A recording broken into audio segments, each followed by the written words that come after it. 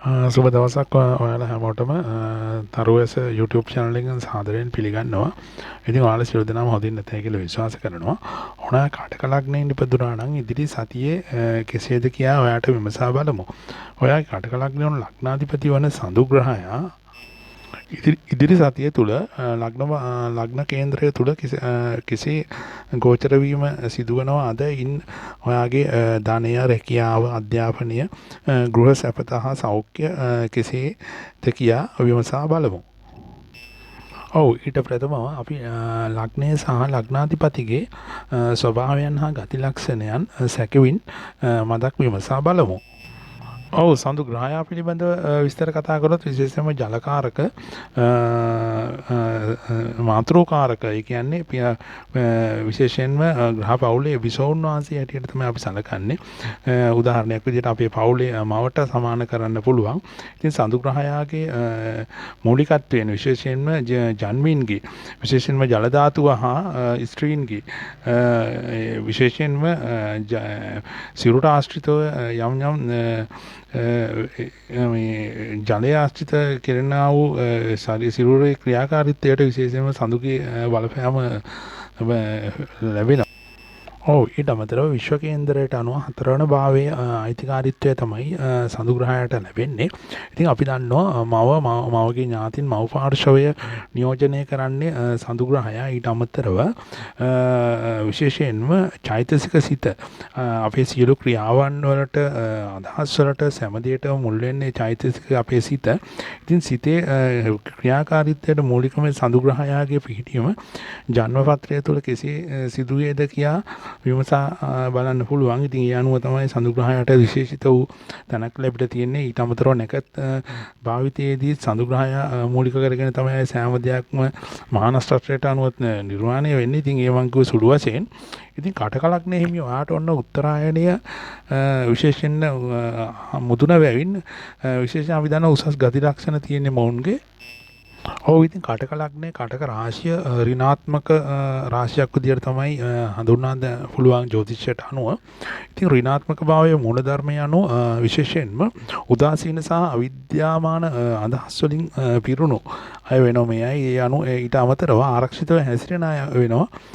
ඉතින් ඒ රාශිවල මූලික ඍණාත්මක රාශියක තියෙන මූලික ලක්ෂණයක් විදියට මොන් දුක වැළපීම විද්‍යාමාන කරගෙන තමයි අනාගතයේ යම් දේවල් නිර්මාණය කරන්නේ. ඊට අමතරව ලග්නයට පතිත වීමේ මොවුන්ගේ විශේෂයෙන් ලැබෙන එක්තරා යම් දේවල් පිළිගන්නා නමුත් සාමාන්‍යයෙන් ඇතුළාන්තයේම මොවුන් පෝසත්. ඒ කියන්නේ ලෝකෝත්තර පැත්තට තමයි වැඩිපුරම බර වෙන්නේ. ඊට අමතරව අනාගතයට සාමාන්‍යයෙන් අනාගතය ගැනට වඩා අතීතයේ යම් දේවල් ගැන තමයි මොවුන් පරිකල්පනය කිරීමේ හැකියාව තියෙන්නේ. විශේෂයෙන්ම කටක ලග්න හිමියන් යම් මනෝලෝකවල ජීවත් වීමේ හැකියාවක් නොඋන්ට තියෙනවා. ඒක නිසා යම් වැඩ කටයුතු අතපසු වීම වලට පවා මොවුන්ට මුහුණ දීමට සිදු වෙනවා. විශේෂයෙන්ම අන් අයගේ දුක වැළපීම ශෝකය මොවුන්ගේ විදියට මොවුන් වාරගෙන යම් දේවල් වලට කටයුතු කිරීම නිසා යම් අවස්ථාවල නොයෙක් අපහසුතාවයන්ට කටක ලග්න හිමියන් වැඩිපුරම පත් වෙනවා. ඉන් අවිඥානත්වය තමයි ප්‍රධාන වශයෙන් මොවුන්ගේ මූලික ලක්ෂණ වෙන්නේ කටක ලග්න හිමියන්. ඊට අමතරව ඊට අමතරව තමන්ගේ තියෙන යහපත් ගතිය නිසාම අනුන්ගේ වහසිබස් වලට මොවුන් හසු වෙනවා. සාමාන්‍යයෙන් කටක ලග්න හිමියන් බොහෝ දුරට එවැනි අකරතැබ්බ වලට මුහුණ දෙනවා. ඉතින් උත්තරායණයේ මූලික මුදුන වැවින් උසස් ගති වලින් පරිපූර්ණ වෙනවා.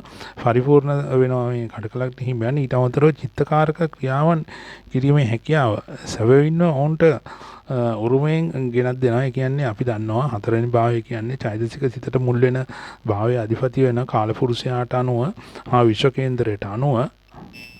ඊට අමතරව ඔබ දන්නවා ඇති යම් අන් අයගේ සිත් කියවීමේ හැකියාව මේ කටක ලග්න හිමියන්ට පවතිනවා. විශේෂයෙන් මන්ත්‍ර ශාස්ත්‍ර හා ගුරුකම් ආදී දේවල් වලට මේ කටක ලග්න හිමියන් වැඩිපුර යොමු වෙනවා. ඒ වොන්ට තියෙන විශේෂ හැකියාව නිසා. ඉතින් පිළිවිය කියන දෙකට ලැජ්ජා බයට වුන් ඉතාමත් ගරු කරනවා. ඒ දේවල් වලට හරිය වියක් දක්වන. ඉතින් අඹදරුවන් රැකීමට දැඩි අල්මක් දක්වන නිසාම වොන් වැඩිපුරම නිවෙස් තුළ තමයි නිවෙස් තුළ ආරක්ෂිතව වොන් රැකබලා ගැනීමේ කාර්යය තමයි මොවුන් නිරත වෙන්නේ වැඩිපුරම. ඉතින් යාළු මිතුරුකම එහෙම ඇතිවීම සාමාන්‍ය දේවල් වුණාට ඒවා තරහා ගියත් යම් කෙටි කාලයක් තුළ වොන් මිත්‍ර වීම විශේෂ ලක්ෂණයක් විදිහට දැක ගන්න පුළුවන්. ඔව් ඊට අමතරව යම් විපත් ඇතිවීම හා ඉන් වැළකීම හා ඉන් ආරක්ෂා වීමට මොවුන් ඉතාමත් උත්සුක වෙනවා. ඊට අමතරව රෝග ඇතිවීමට පෙර ඒවායින් වැළැක්වීමට ප්‍රධාන පියවරයන් විදියට ඔවුන් ජීවිතයේ ඒ අනුව හැඩගසා ගැනීම හැකියාව පවතිනවා. විශේෂයෙන්ම කොන කුඩා දරුවන්ට හා සුරසල් සතුන්ට විශේෂ ඇල්මක් දක්වනවා. ඒ කටකලක් නැහිමියන්ට තියෙන විශේෂම හැකියාව විශේෂ ස්ත්‍රී පාර්ශවයේ හා වැඩි ඇලුම්කමක් දක්වනවා. ඕනෑම කරදරයකදී ප්‍රකටභාවයට පැමිණෙනවා වගේ විශ්ීම ඉතාමත් අඩු වෙනවා. ඉතින් ඒ නිසාම ඔවුන් කරදරවලට ලක්වීමට ඇති හැකියාව වැඩි වෙනවා. ඉතින් කල්පනාකාරී ලෙස යම් යම් ව්‍යාපාර කටයුතු වලට එහෙම සම්බන්ධ වුණොත් ඔවුන් ඒවායින් ජය ලබා ගැනීමට ඉතාමත් උත්සාහවන්ත වෙනවා. මම පෙර කී ආකාරයෙන් උත්තරායන ගමනේ මුදුන බැවින් අන්නයට උපදෙස් දීමට හා අවවාද දීමට ඔවුන් ඉතාමත් දක්ෂ වෙනවා. ඒ අනුව ඔවුන්ගේ පැත්තෙන් යම් යම් ආරක්ෂාව නොවීම නිසා යම් කරදරවලට මොවුන් ලක් වෙනවා. ඉතින් අවාසිදායක තත්ත්වයන් විදියට කියන්න තියෙන අධික අනුකම්පාව හා කිපෙන සුළු ස්වභාවය තමයි.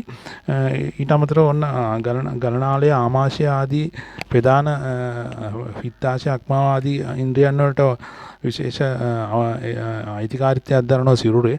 ඊට අමතරව ස්ත්‍රීන්ගේ විශේෂයෙන්ම මව්කිරි පියවුරු ආශ්‍රිතව විශේෂයෙන්ම අයිතිකාරිත්වයක් දරනවා කටකලක් නැමියන්.